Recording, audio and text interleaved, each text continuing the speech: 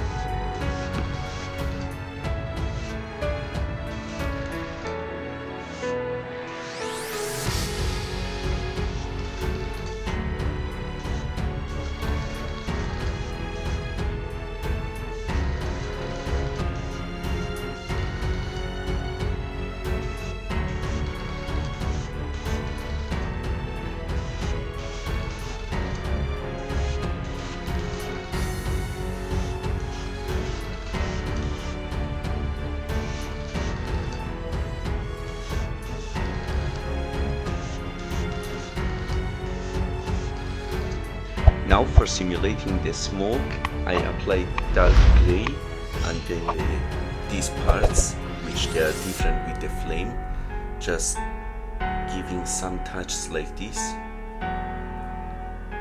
And at the end I will apply black on the highest part of this smoke, so there will be a contrast for better result.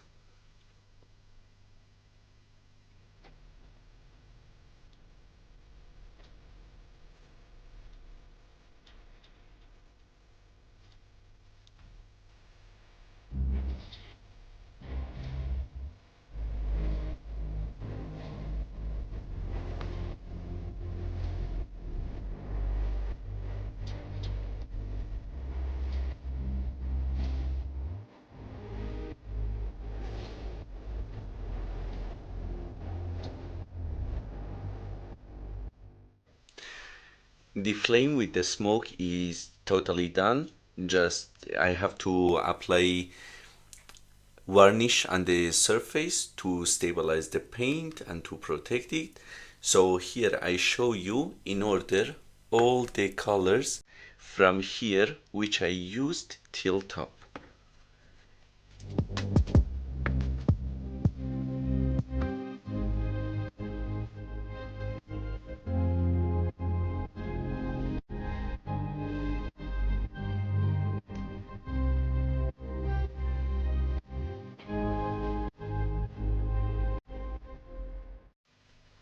For this part of the base, first I will apply the dark gray color for the base coat of the rocks.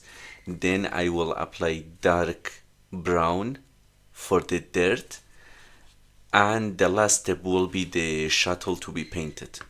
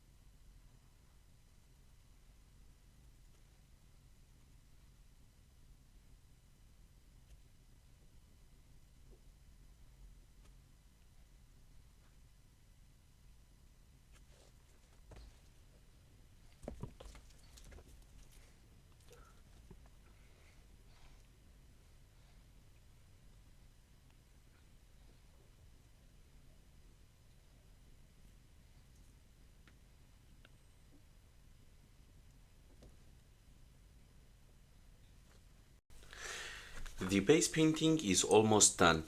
With color, we have completed the base. Now it's time to apply effects and weathering. For example, here in this case, I will use these three different type of rust paints.